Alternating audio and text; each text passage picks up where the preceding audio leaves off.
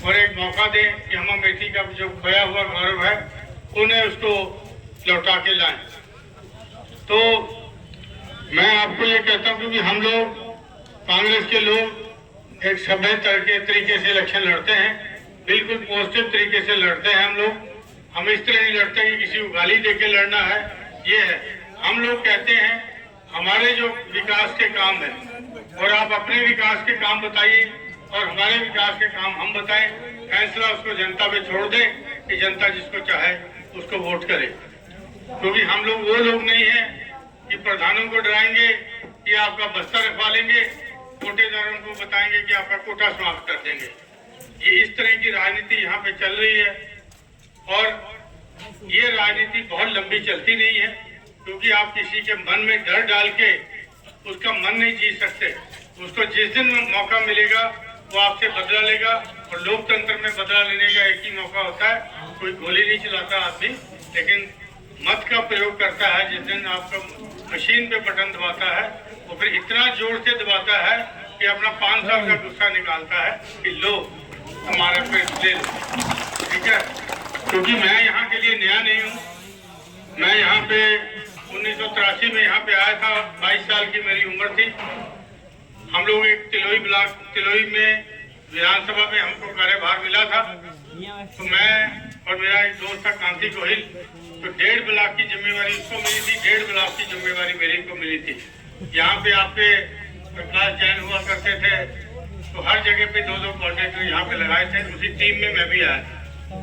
तो हम लोग वहाँ से आए कैसे थे, तो हमारा एक बैकग्राउंड यूथ कांग्रेस थे, क्योंकि हमने कभी किसी को बहुत ज्यादा बताया नहीं, क्योंकि गांधी परिवार ने जो हमारा ड्यूटी लगाई कि हमारे क्षेत्र को आपको देखना है, हमने उसके ऊपर देखते रहे। ना किसी को अपनी हिस्ट्री बताई, ना अपना भूगोल बताया, लेकिन यहाँ पे काम रह के करते रहे। और जब तक दिल की संतुष्टि नहीं हुई ये काम हमने किया, तब तक हम लोग काम करते रहे।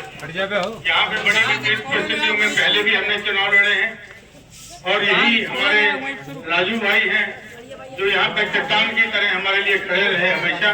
कद भले छोटा है इनका, लेकिन इरादे इसके बहुत मजबूत हैं।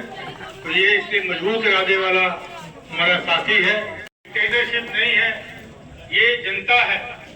जनता के जिसके वोट से हम लोग दिल्ली के अंदर मकान पाते हैं, ऐशो आराम करते हैं, पूरी जिंदगी टिकट फ्री मिलती है। एक बार आप MP बन जाओ, पूरी जिंदगी आपका इलाज फ्री होता है। ये किसकी देन है? यहाँ की जनता की देन है जो आपको ये करती है। आप उसी जनता का अपमान अगर करेंगे तो जनता एक दिन को बदला लेती है।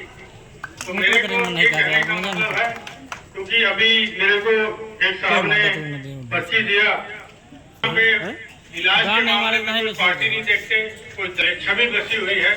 आज भी आप जब याद करते हैं तो राजीव जी से शुरू करते हैं कि भैया हम राजीव जी के साथ ऐसे थे। हम दूसरी पीढ़ी आ गई, अब वो बताते हैं कि हमारे पिताजी राजीव जी के साथ है, हम आपके साथ हैं। तो ये सारी चीजें इसलिए हैं कि गांधी नेहरू उनका उन्होंने मैं ऋण अपना उतारा और उसके बाद मैं भी आपको भरोसा देता हूँ ये धरोहर उन्हीं की है, मेरी धरोहर नहीं, ये उन्हीं की धरोहर है। मैं कस्टोडियन बन के रहूंगा यहाँ पे और जब उनका आदेश होगा ये धरोहर मैं उनको सौंपूंगा। क्योंकि हम लोग रामायण को मानने वाले लोग हैं। भरत जी का कैरेक्टर जानते हैं।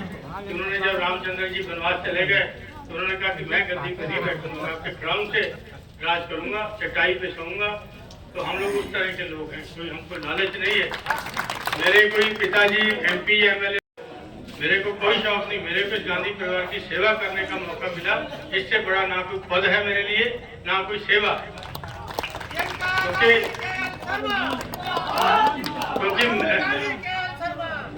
क्योंकि यहाँ पे हम लोग जो काम करते हैं, हम लोग की कोशिश ये रहती है कि हमारी किसी